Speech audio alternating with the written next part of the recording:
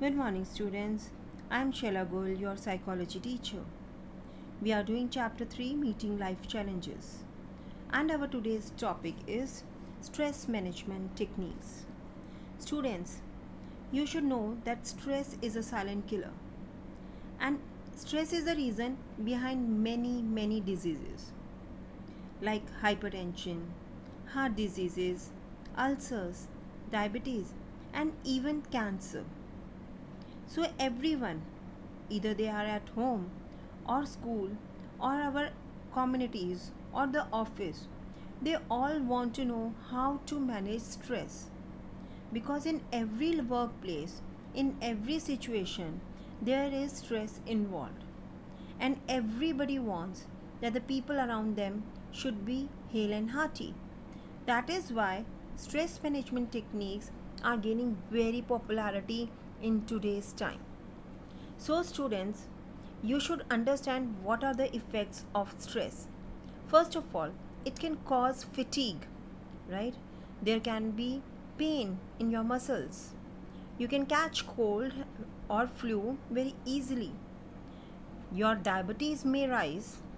There can be weight gain or weight loss. There can be diarrhea or constipation. There is a risk that involves in the increase of BP and even heart attack. Students, it can even cause acne, that is very popular problem with the teenagers.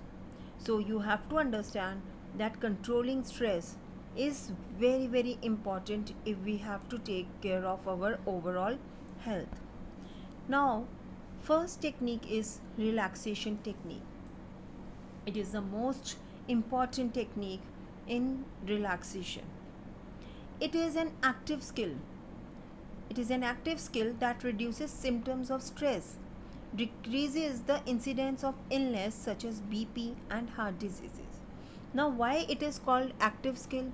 Because in relaxation procedures, we are involved completely. We are not passive. We are active. And we are making an effort to reduce the stress and relax our body.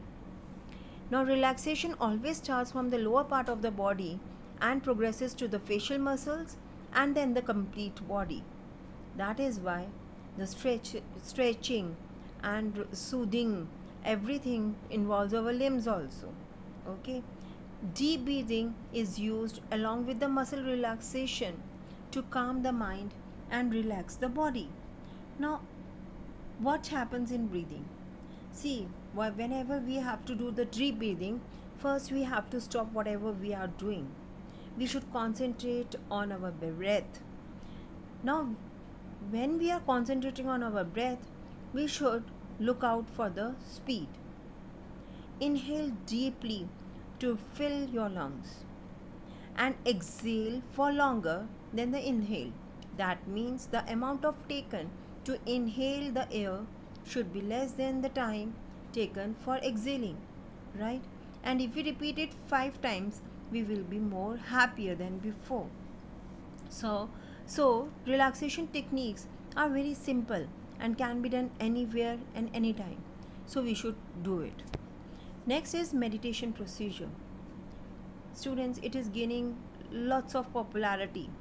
There are many meditation procedures and people follow different meditation procedures. Nothing is right or wrong, right? Whatever is comfortable for you, we should follow that only. Actually, meditation procedure is a yogic method which consists of sequence of learned techniques for refocusing of attention that brings about an altered state of consciousness. Sometimes what happens that we have to change our thought processes. We have to refocus our attention, right? Because if we are focusing our attention on particular thing or a person, then we may feel lots of stress. But in yogic procedure, we try to refocus our attention. So when we are focusing on other thing, then the previous thing will not affect us so strongly, right? We are using meditation procedures to alter the state of consciousness. Why it is so? Because in that state where we are very stressed, we have to alternate it to the relaxed state, right? It involves such a thorough concentration that the meditator becomes unaware of any outside stimulation and reaches a different state of consciousness. This paragraph means that the person who is doing the meditation, that is meditator, if he is concentrating on his own well-being, then he will be concentrating in such a high position that he will be unable to understand what is going outside and around him, right? So meditation procedures are very important. For this we have to clear our space. Now what is the clearing of space? That space is mental state. Everything in our mental health should be clean slate. Okay, then we have to take couple of breathings. When we breathe, then we concentrate on ourselves, and whatever is happening around us, we ignore them.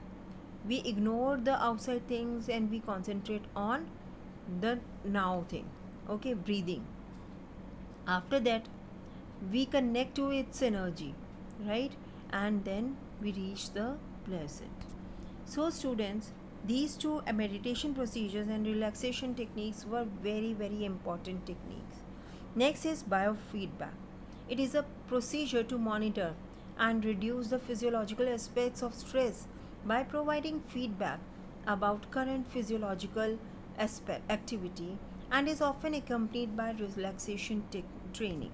Now students, what happens is actually that we are connected, the person who is suffering from stress is connected to multiple number of electrodes, like you can see it on the head of a person.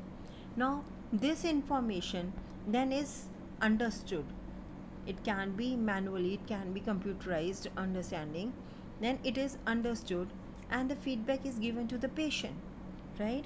This feedback tells that which are the activities which is causing your health a back gear. That means what are the things that are affecting you, good and bad, both the things, and we are able to control the bad things, because we will know that these are causing havoc with our lifestyle. It is causing havoc with our health. So the feedback helps us to improve, helps us to relax, right? We make a mental effort to relax and to concentrate more, right students? So biofeedback training involves 3 stages: developing an awareness of a particular physiological response, that is example heart rate. If something that you remember increases your physiological response of heart rate, then what you will do next time? You will try not to think too deeply about that subject. Learning ways of controlling that physiological response in quiet conditions. First of all, what happens students, this is laboratorily done. In the laboratory, a person is given the feedback whether he is able to control the things or not, whether he or she is able to control his emotions or not. Then when he is able to, then he or she applies it to the natural conditions and helping us to relax, right? And transferring that control into the condition of everyday life. Yes, everyone wants to do that, and this is done through biofeedback.